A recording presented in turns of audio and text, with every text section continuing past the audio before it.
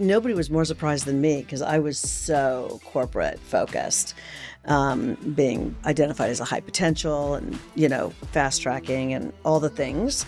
But I suddenly, in very short order, realized that I didn't want that life anymore. ABC wanted me as a solo artist, and I was so excited, and then never heard from him again. No matter if it's a bad relationship or a bad financial situation or a bad business partnership or a bad breakup or whatever horrific thing that has her feeling like her back is against the wall, if there's even just a 1% chance, if you have the faith and the fight in you, you can make it happen.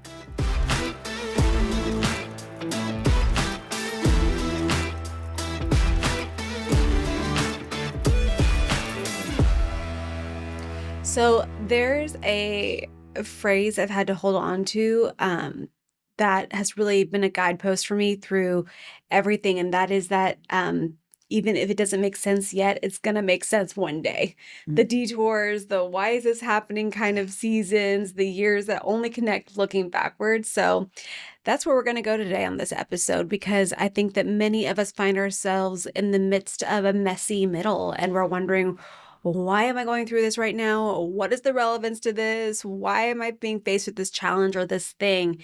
And the reason is because you don't even know yet, but it is going to make sense one day why you had to experience what it is that you had to experience. And so if you're there, this episode is for you. And I thought I would just kind of kick it off and open it up directly to a question. So Mom, can you think of a specific season right now that pops out for you in this conversation that didn't make sense when you were in the middle of it? You mean like April 11th of 2024? That's mine. Yeah, it's mine too. Yeah. I mean, after, I don't know how many years had I been doing a tour. I mean, I know it like the back of my hand. I've done it 20 plus cities for so many years, for so long. And to walk off that stage and somebody tell me, find a private room. I was told to tell you, the minute you walk off the stage, you are to find a private room and call your husband. And I knew instantly. Because I needed a statement that you would, no nonsense, get off, and you know what I mean? Stop hugging people, taking pictures with people, get to a private room kind of thing. Like, exactly. And and it worked. It did it, boy. And but I I'm trying to like smile. I just gotten off stage. People are. I had just said, hey, if you've joined eWomen Network today, please come and give me a hug. So it was lines forming, and I'm like, but trying not to look panicked, like anything's wrong. Didn't want to alarm anybody else. I didn't even know what was happening. Anyway, yeah. So the whole thing, of what is going on and why now? Why me? Why now? All of that. Yeah, I had those conversations, but I do, and I do look for meaning. And what's interesting is I had a similar experience to this when I was 26 years old and way too young to A, know how to handle it, and B, know how to process it. And that was when we got the phone call that I needed to get to my mother. And it was a fluke thing, because evidently you answered the phone at 5 o'clock in the morning. It was a police officer, but you handed me the phone. And the time you handed me the phone, it was my mother who was screaming to come to her. And so I didn't talk to the police officer. I didn't know. And he didn't know I didn't talk to a police officer. And so it wasn't until we, literally were on the street of my mom's house. We were like, 8 houses from her house. And I said, she had told me that it was Ricky, my brother, who was just 13 months older than me. He was 27, I was 26. And I said, I hope he's okay. And you said, well, it's usually not a good sign when the police, go to the house and then call. And I'm like, what are you talking about? He says, the police officer. I said, what are you talking about? And he said, didn't you talk to the police officer? I said, no, I talked to my mom. So in that period of time, we were like that exchange. Right. We were just 2 houses. So I was just putting together within a minute how bad this could possibly be. So I was too young to understand it, to process it, to make meaning of it. It took me decades. But you, on the other hand, I know it shattered your world, and you've so much wiser and smarter than me at your age have put been able to put a lot of meaning to it, which is just remarkable to watch. And for me, I've really been trying to process too, like, how did me walking in and seeing my daughter on life support and being told you had a 1% chance to live, and you being told you should be working on end of life plans, for your daughter, and the nurses telling me we can keep her comfortable until you come to terms, and trying to process. But where I'm at now, what it has, as I've searched for whatever silver lining I can find out of this whole thing, what I've landed on most is that I am changed, and in many ways, but the one that really resonates for me now is that everything is in perspective to me about life like never before, because I now know what a bad day is. Yeah. There is no worse day than seeing your child on life support, or obviously losing a child. And I've always had a soft heart for any parent who has lost a child, because my mother lost a child and she was never the same.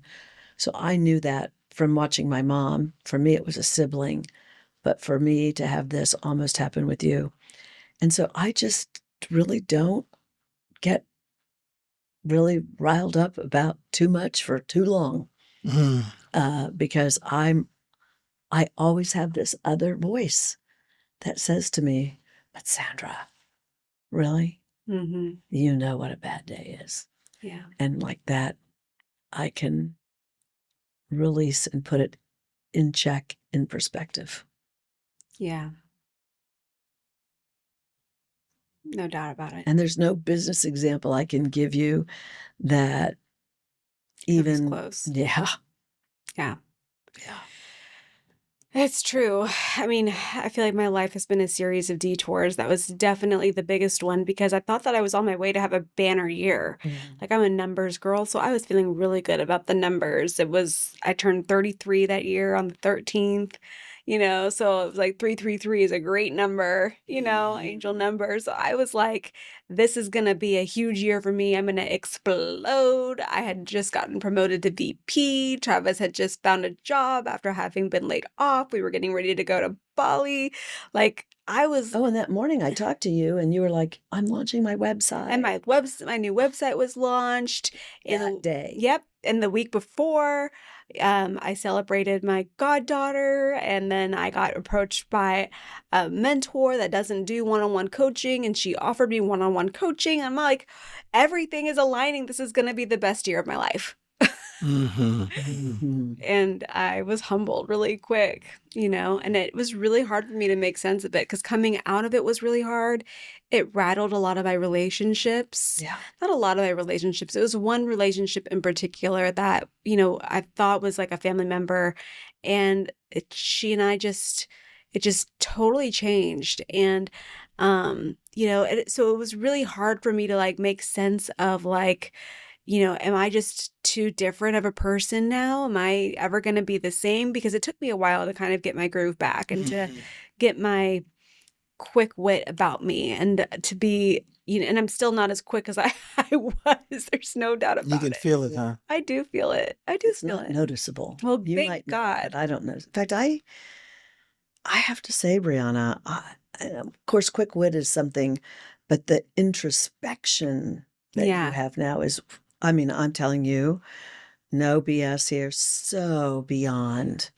Yeah, well, talk about it'll make sense one day, I do think in terms of being more present, it's required me to be, because my injury totally rocked my, what they call in the brain development therapy space, divided attention, which in the real world just means multitasking. Yeah.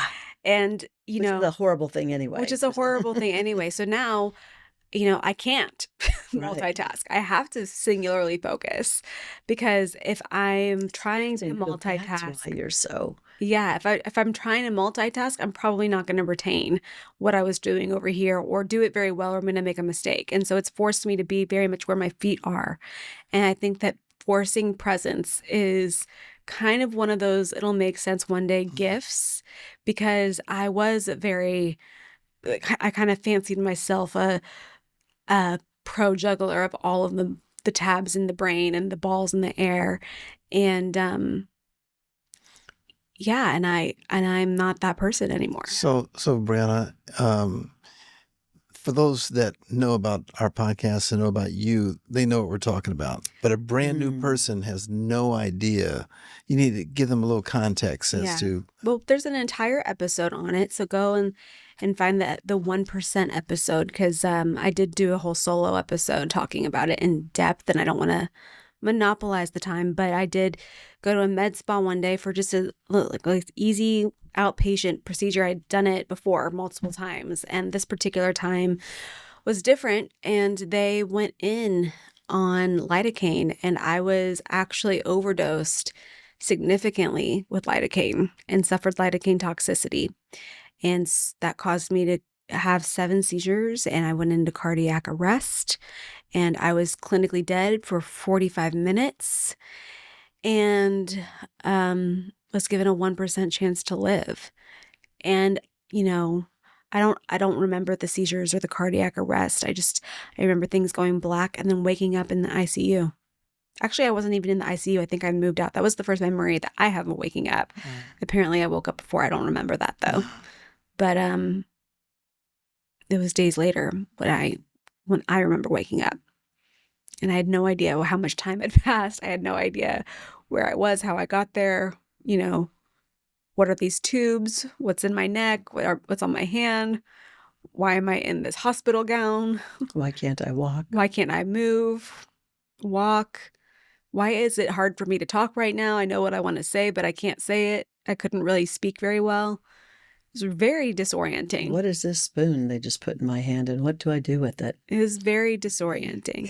And it's become probably more disorienting the longer you've been away from it at some level in terms of reflecting back on it. Yeah. Well, so it's interesting because like 2 years post incident, I started to have a lot of anxiety, and the anxiety was around, now that life is starting, like the dust has settled, I had an amazing son. He's healthy.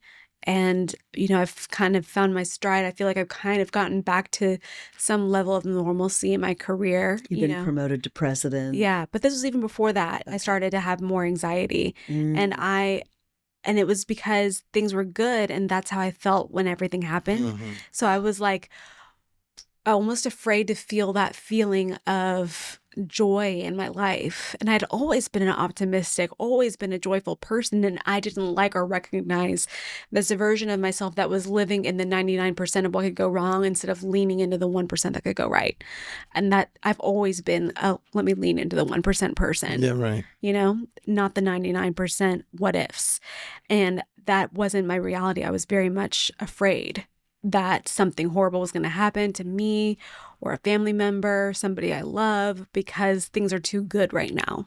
So I sought therapy. I got professional help, and it's been a game changer. If anybody is struggling, I can't say enough about the power of going to somebody, not just anybody, but somebody who is actually trained and skilled and knows how to help you process and make sense of trauma. Because that trauma therapist really gave me a tremendous amount of perspective. And I don't remember what you asked me or how I got onto this, but I find that now. What sense do you make of it?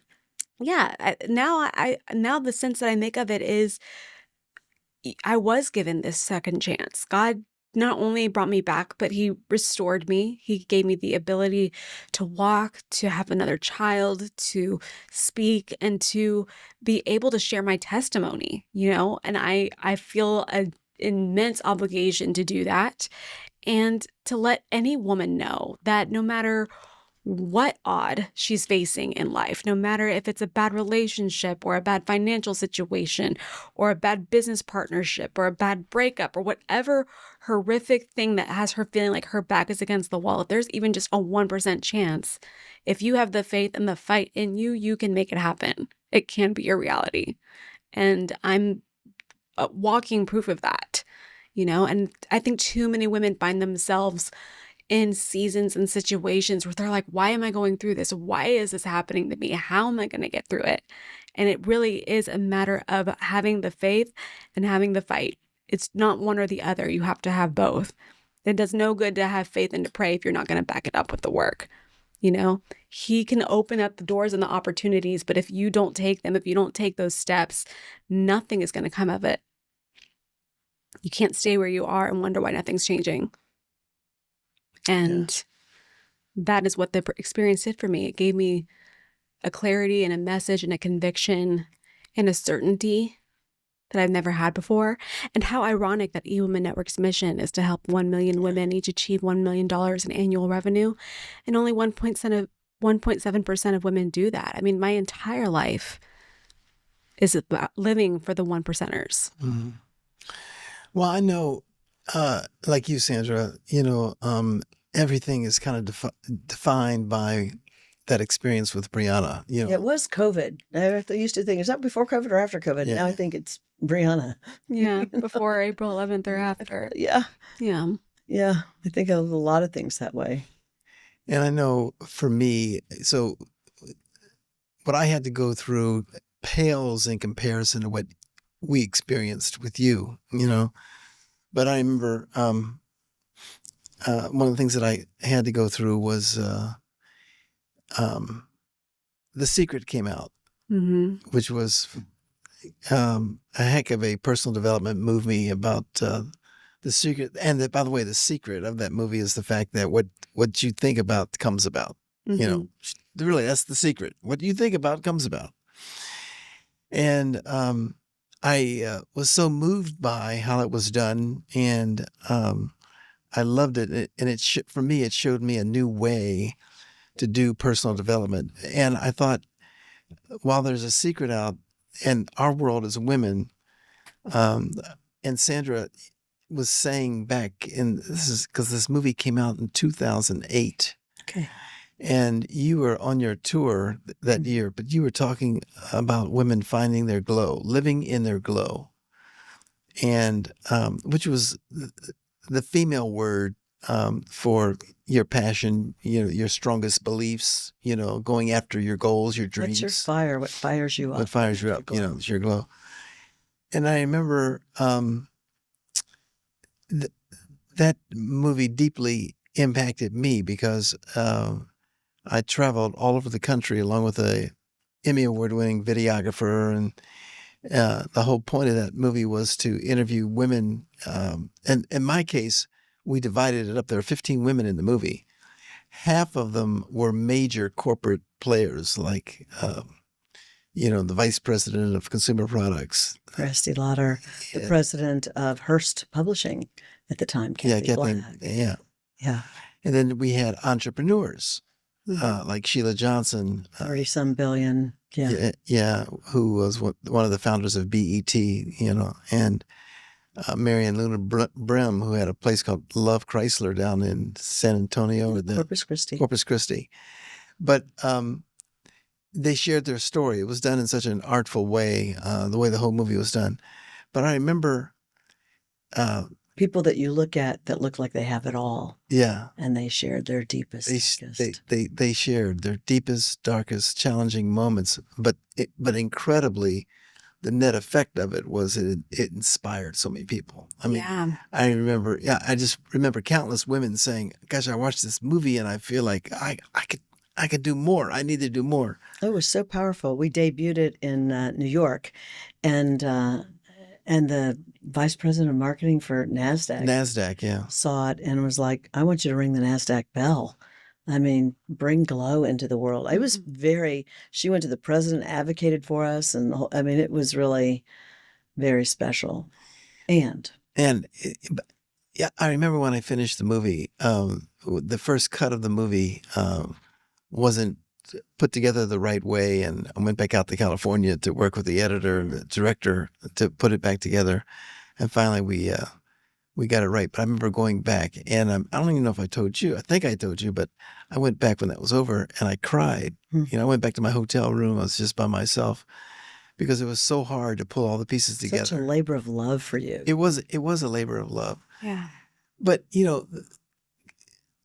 it's interesting when you think about, like, why did that happen? Like, what had to happen to make that happen? Yeah. And it had, for me, it was such a deep belief in what you were doing with wanting women to live in their glow and looking at, gosh, how do we bring that to life?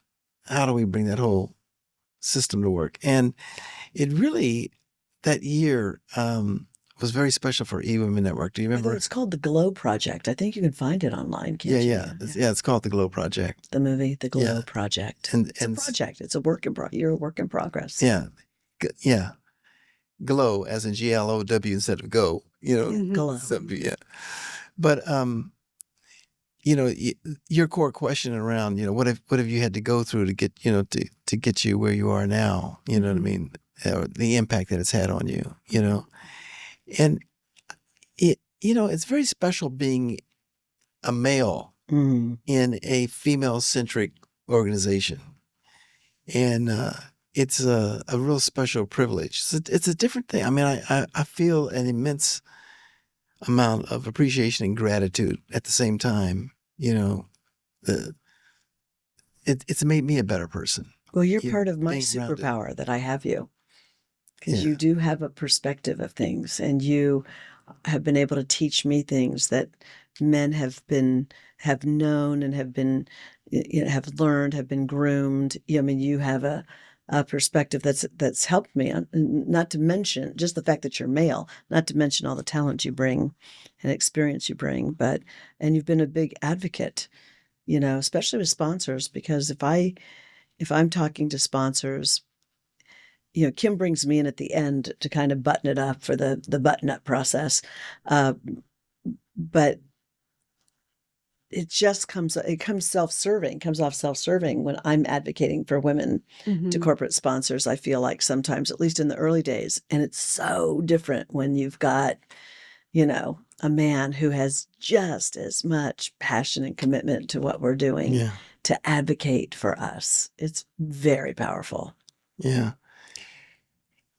I want to talk a little bit about career pivots because we've all been through career pivots. Yeah. And I think a lot of our listeners are going through their own version of a career pivot, or maybe they are Business rebranding completely a business pivot and, maybe struggling with how to do that or how to reposition themselves, or even to recognize, everything that you've done up to this point, you're still taking with you into the next thing. You're not going to erase all of who you've become in the journey of getting to this post on the venture of getting to that one, So let's talk about maybe one of your career pivots and how that has played a part into eWomen Network and today, because you were 40 when you started eWomen Network? 40. Yeah.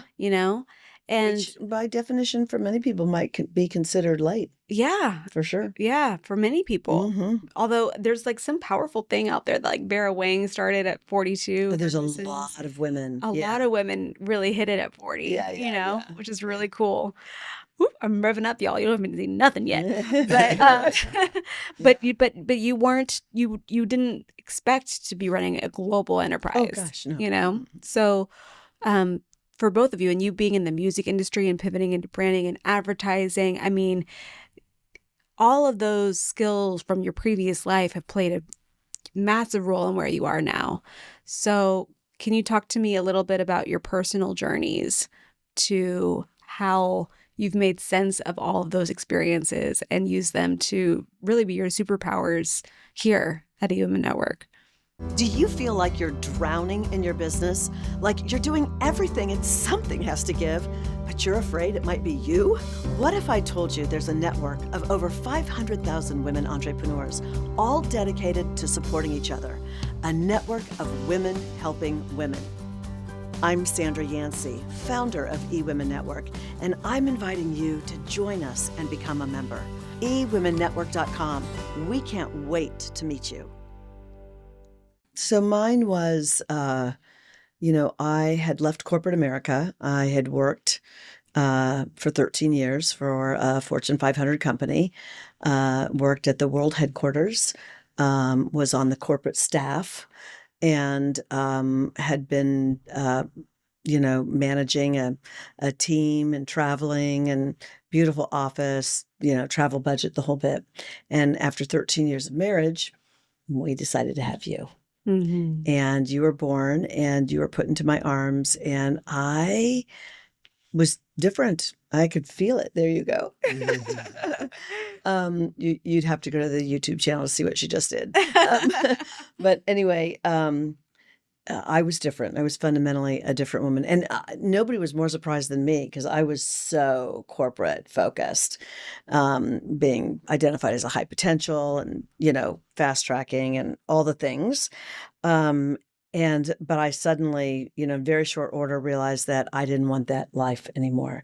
It took me, you were 18 months old. So it took me a good 18 months to muster up kind of the confidence and the grit and all the things that it took to resign and talk to you about it. And you'd always been an entrepreneur. So you were like, come on, baby, you can do this. I got your back or whatever. But for me, it was the paycheck and the benefits and, just all the things, the luxuries of having a beautiful office and this beautiful tower. And just, there was a lot of my identity wrapped up in all of that, my title, the whole bit. And so I felt like, who am I without that kind of thing? And, but after 18 months of having you, I knew that I just needed something. So I resigned, I quit and started my own practice.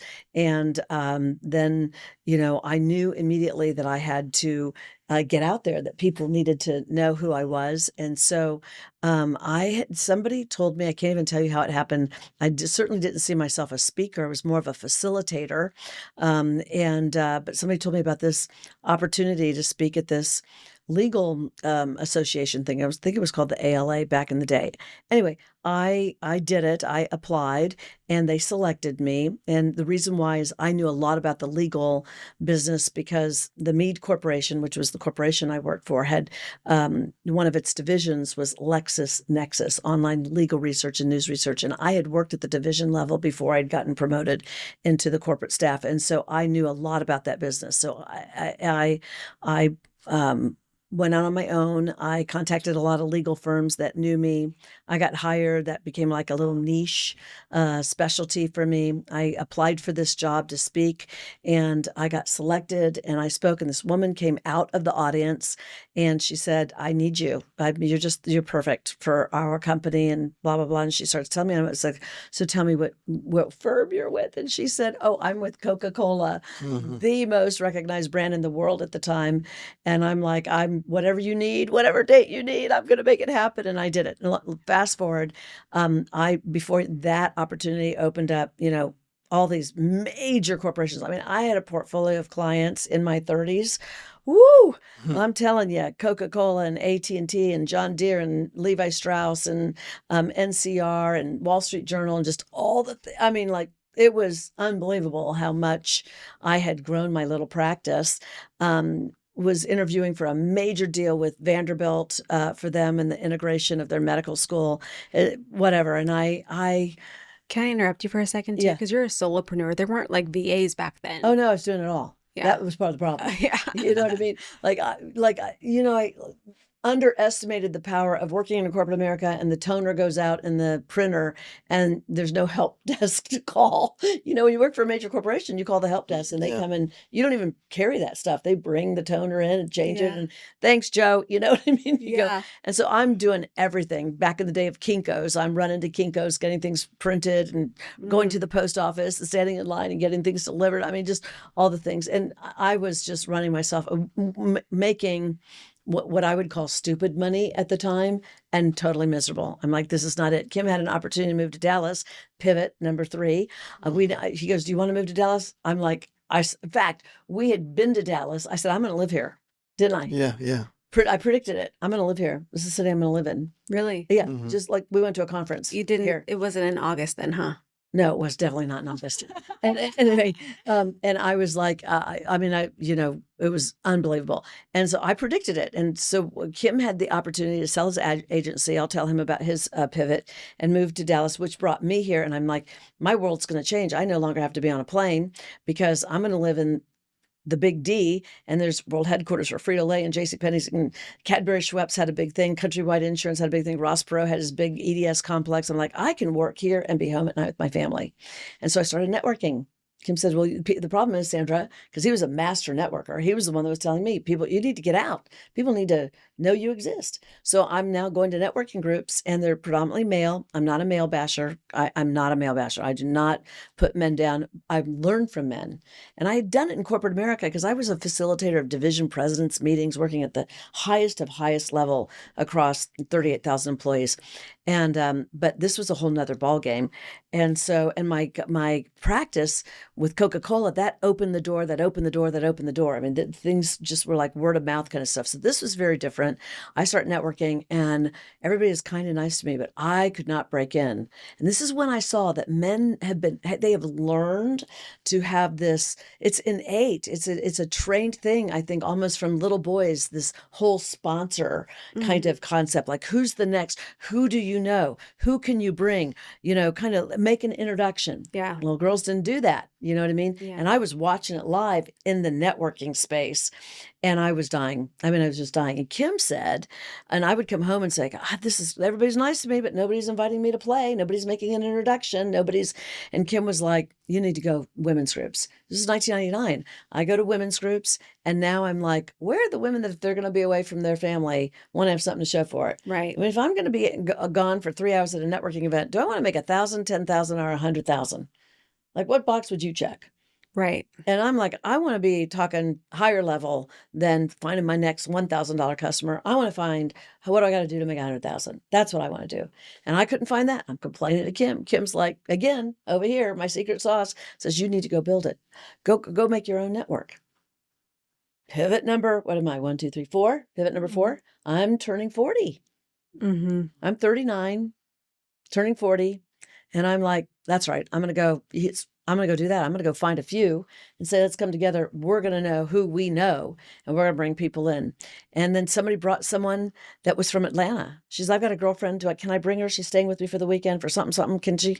I'm like, yeah, sure. Bring her. The next thing she says, this is amazing. I was a facilitator, so I knew how to design a facilitation process that allowed everybody to talk about an issue, a problem that they were having that was unique and different, that we now have trademarked and we use to this day with our strategic business introductions within eWomen Network. But and she said, we need to have this. And can you teach me how you do this? We need this in Atlanta. Yeah. And Kym was like, we didn't know anything about a licensing model, database building, lead generation. Or doing events. I could barely throw a dinner party for the family, let alone, it's just one of those things. And, we just kept leaning in and leaning in and leaning in, Briana, and it became everything led to your point, what you said, everything led to then. And then I went from just wanting to have my own group to now what is eWomen Network. Mm-hmm. And I just tripped forward all the way to where I'm at. I mean, the thing I've learned about the mountain is that the person on top of the mountain just didn't land there. Right. You got to crawl and climb, and this tool won't work anymore. The terrain has changed, and what do I need, and what's in my tool? Oop, I don't have something in my toolbox. Help! And find somebody, and you know what I mean? Yeah. But what's interesting is, just even hearing again, because I want to drive home the point that none of your past experiences were for nothing. Right. Like that corporate experience taught you how to be a facilitator, which taught you how to really now create a process that we could now trademark in our business. I know. You know what I mean? I was in my 20s. Yeah. It's crazy. It is crazy. The corporation had sent me away to be a master trainer in a system called by Rumler Brace at the time, which had helped the Japanese really take over the car market. And everybody was trying to learn. The corporation adopted it, and then that came into my department, and we became master facilitators of it. That then has taught me so many things that are in eWomen Network today. Yeah. Who could have imagined in my 20s before I had you that was preparing me for this? Yeah. Nobody could have told me. No. Yeah, and I You've had a yeah, fascinating career. yeah. So for me, it was. I mean, the music was the route. I mean, my first music tour on Capitol Records was with Peebo Bryce and Natalie Cole, Nat both. King Cole's daughter. Yeah, I know. and we toured, and Peebo opened for us. Of course, we thought, who's it? This guy singing? Oh my God, we're in trouble now. Yeah. Because he's such an incredible God rest his artist. soul. He just passed away, right? Just passed away, and If you don't know Peebo Bryson, claim to fame, which amongst a million things, but a lot of people know him for the Beauty of the Beast and bringing Celine Dion yeah, in large measure to the United States, the Wow. Beauty and the Beast song. But anyway, but that took me into gosh, over 5 years with the band, and we were in Rio de Janeiro, and I told the leader of the group, who I loved him. He was a phenomenal guy. still is. And still is, yeah. We're good friends. He lives in London, England. Yep. We live Just in saw him, Dallas. spent a day with him. But music business is just like a business. I mean, it has ups and downs and those kinds of things. And the swings, I had just gotten to a point where I had lost belief in our management process for the group. And I just thought, you know what, if I'm going to go through what I'm going through and the swings I'm going through, I'm going to do it on my own Mm-hmm. rather than this where I feel somewhat helpless. Mm-hmm. And so there goes the first pivot. I decided, let me do this on my own. And I was using my royalty money working on my own private deal. And at the same time, the way deals work in the business, remember, Sandra, I got a call from ABC Records in New York. They loved one of my songs, Jimmy and Sally, Yeah. one of the songs. Find that on YouTube. That's a great music video. And they told me they wanted to meet with me and talk right away. This is the voicemail message. I wish I'd kept Larkin Arnold. Well, Larkin was with Capitol. Okay. And I remember his voice on that. Yeah. Answering machines. But ABC wanted me as a solo artist. And I was so excited and then never heard from him again. What? It's the classic kind of Hollywood scene, Yeah. You're great. We want to bring you on board and then ghost you. Wow. I don't know why, just how it works. But anyway, in the meantime, I'm burning up through royalties and ended up getting a job at a restaurant outside of town that none of my friends would know me because here I was, a year record. Yeah, been on Soul Train 5 times. It was embarrassing to me that hey, to make ends meet, and so I went to this restaurant and where I was known as Robert. That's my first name. Yeah. I was Robert. Yeah. And I ended up writing a jingle for them, for the restaurant I was working in. And put it together with some of my musician friends. They all had a good time. We put it together and I presented it to the restaurant. And they didn't buy it. They liked it, but they didn't want to spend any money for it. Mm. Joe's is a fish house. So I noticed a waterbed commercial on TV and decided, they could use a musical jingle for their waterbed company, something exciting. And we could use a waterbed. And I went, you're getting ahead of me a little bit. I went to them and to talk to them about the idea of me producing a jingle for them. Fact, listen to what I did for this restaurant. Yeah. I didn't say they bought it. I did it for them. And he heard the jingle. He says, "Hey, this is really good." Yeah. He says, "I'll do it. Yeah, let's do one." And I was so excited. I'm walking out the door of the restaurant. Of the waterbed store. I'm walking out and dawned on me, he just told me he's going to do this. I have not given him a contract. And most importantly, I didn't even get a little deposit. Mm. And at the time, our rent was due, which was $273. Yeah, $273. Imagine 273. Well, gas was cheaper than two. A whole bunch of things. Oh, man. Maybe you get some Hostess Twinkies for a nickel. Oh, my Anyway. Lord, what a time to be alive. All right. Anyway, it was $273 was our rent. And I went back to the guy and said, "You know what? I'm sorry. I meant to get a deposit from you." And he says, "Oh, not a problem. What do you need?" I said, 273. He says, that's a real specific number. I said, yeah. And he wrote me a check for $273, and I left there, and the first thing I did is I went to a phone booth. Yeah. No cell Gas phone. station.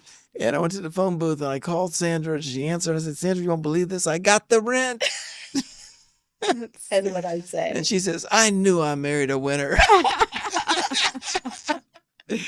And that began my jingle business. Wow. And I had, to use one of your words, bevy, I had a bevy of musician friends. Of musician friends in Dayton, Ohio, that were all recording artists. Yeah. Because Dayton, Ohio is the official funk capital of the world. Mm-hmm. I mean, Ohio players, these were all your guys. Yeah. Calling them, having to make jingles. They're all in the studio. They're off the road. And so, I mean, I started a whole industry there because recording studios wanted me to come in because I was doing so many jingles for people and everything else. And finally, one guy, I told him that I have been lured away to a different studio. And he says, well, if you're going to go away, you might as well buy us because you're all of our business. So I ended up buying their recording studio. And it was something else. And You know what I just had an epiphany of? What? You made a jingle for me to learn how to spell my name. that's right. That's right. Briana. Briana. My name's Briana. My name is Briana Yancey. And I know that when you're in class and you had to spell your name, that jingle was going through your mind. And he burned it on a little CD, and he made a little cover with your picture. Do you remember that? Yeah. A picture of you and the two of you? Yeah. So I did the jingle thing. My next pivot was I had clients that I was doing jingles for that said, listen, how do you feel about taking over our advertising? I said, oh, I do jingles. He says, yeah, but your jingles are far better than what we're getting from these other advertising agencies. You know, we'll help you just take over our advertising, do our TV ads, do our, next thing you know, I'm doing radio, I'm doing TV, I'm doing newspaper. I got 40 people. I'm doing ads. I'm creating billboards, you know, all that stuff. 15 years. You got like over 40 awards or something. Oh, it's over right? 200 awards. Oh, excuse me.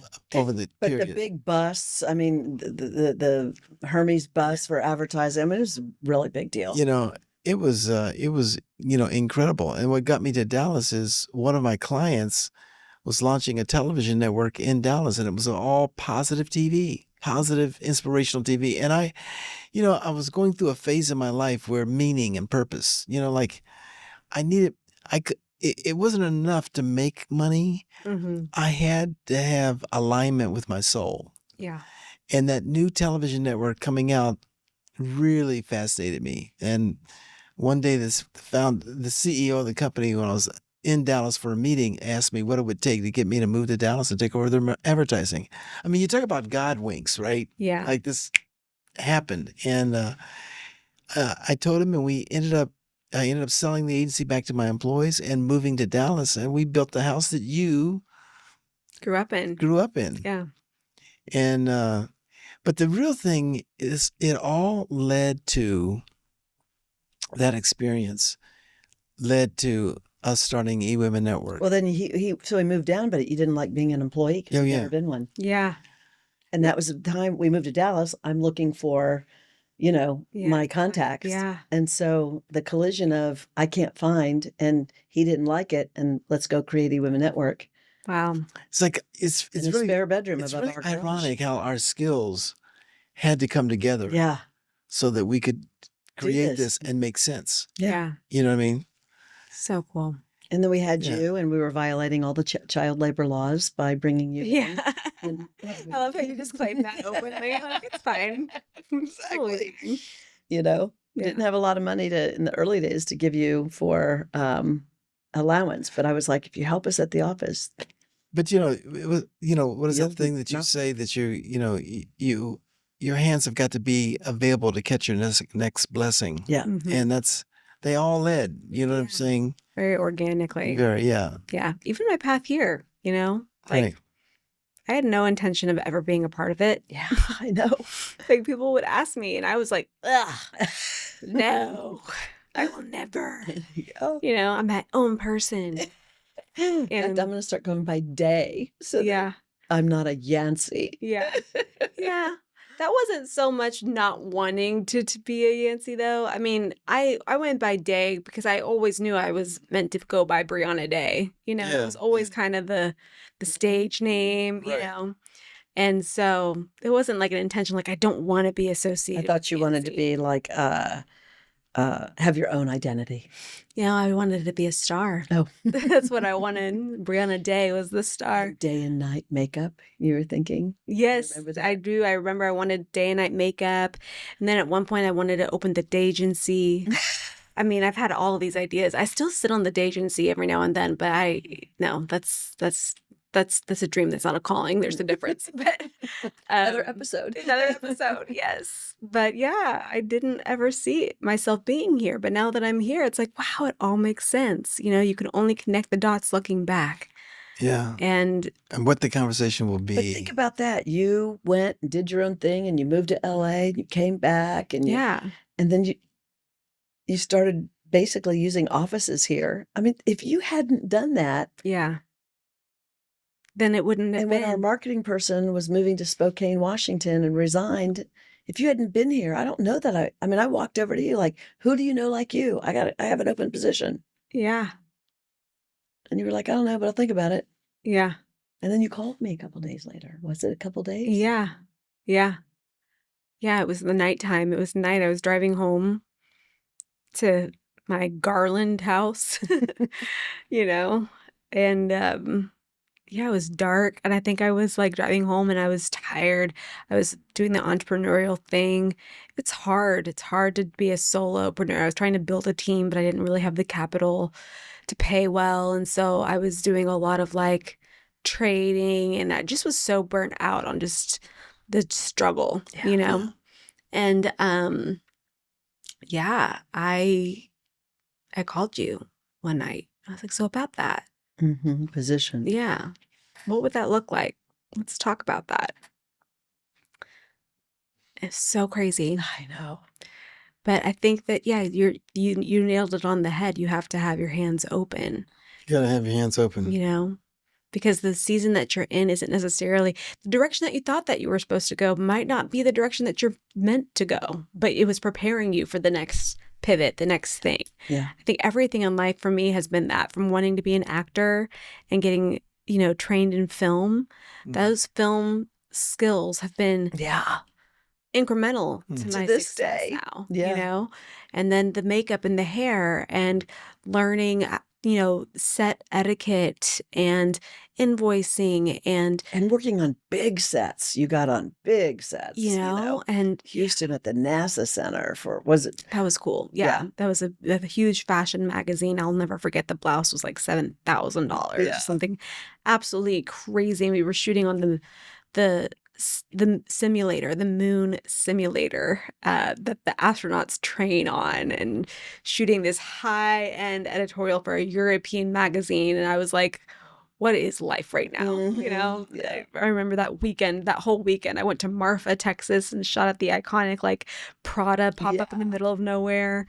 And then I drove back to Houston and I'm doing NASA. And then I'm getting ready to go to Mexico with the Dallas Cowboys cheerleaders. And then I'm coming back and we're shooting the ESPN body issue. And I was like, this is really cool, but I'm exhausted, you know? Yeah. So it's interesting. And every one of those experiences led me to wanting to be an entrepreneur and training and hosting events that led me to realize that that's exhausting. You need to have some passive income. So let's build a membership. And then it's like, oh my gosh, this is a mini eWomen network that I've created.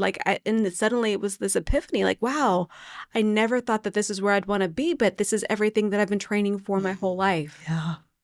Crazy when you looked back in the rearview mirror. Yes. How much it all was on. You were paving another layer on the road that led you here. Yeah. And it's interesting because the pivots aren't always easy either. Like I remember when I did decide to fully step into eWomen Network, I fully put the beauty industry down. And I had a couple of girlfriends or women that I thought were friends, rather, who were kind of social media influencers. I guess you could say that I had developed what I thought were genuine personal relationships with. And it was like, as soon as I can't be available to do their makeup anymore, they had no interest in our friendship.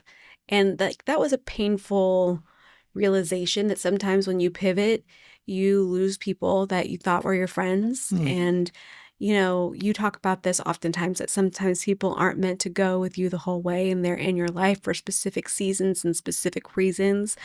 But that made it hard for me because it started to make me self-conscious about, like, did I do the right thing? Am I supposed to do this? I'm like losing my friends people who I thought were my friends. It made me kind of shy about even stepping into and fully announcing it. It was a really weird identity shift for me for, I think, the first year. It was hard. And I would, still go live every morning and do my makeup every morning and talk about products and, still kind of like held on to that past identity just a little bit because it was like a very weird internal evolution of who I was becoming and who I was letting go in the process. Right. And I think that's another part of pivoting that often doesn't get talked about. Yeah. Is the version of you that got you here isn't the version of you that's going to get you there. Not everybody's going to like that new version of you. Some people are really uncomfortable with the person that you must become. And I have come in hindsight now to realize that sometimes it's nothing that you have done other than what makes them uncomfortable is knowing what they are settling for, what they are not doing for themselves, that you trigger when you decide to go to that next level. Yeah, there's those people. And then there's also the opportunists that you don't realize are in your life strictly for the opportunity. And the minute that you can't, oblige to that anymore, there's no desire to be in the relationship. And some relationships that's a known fact. Some relationships are purely for the collaboration. But I think it's hard when you don't realize it. And you think it's something that it's not. And and that was kind of hard, to be honest, but I have no regrets now. I have an amazing circle, an amazing community, and the right people will get it and they'll support you and they'll cheer you on. But you'll realize really quickly as you start to pivot and grow into someone new who your real people are, who your real cheerleaders are. And what you just have to trust is that as some people go away, it's opening up space for someone new. Amen. And then you go, wow, that you may never have had the time for. So true. Because we run pretty full plates anyway, right? Yeah. So sometimes you have to move something off the plate or it needs to move itself off the plate and it gives room for someone new to come in. So true. Oh my gosh, this was a great conversation. Yeah. I think a needed conversation and hopefully one that has given somebody some peace or some encouragement or just some knowing, even if maybe you're not post-pivot, maybe you're in the middle of one and it feels a little messy right now, that it will make sense one day that there is trust. You have to trust the journey and that everything you're facing and dealing and going through right now, it's important to sit with it and do the work and really recognize, because when you do look back, you'll realize that everything you went through was for a reason. And she does not just mean business. She means millions.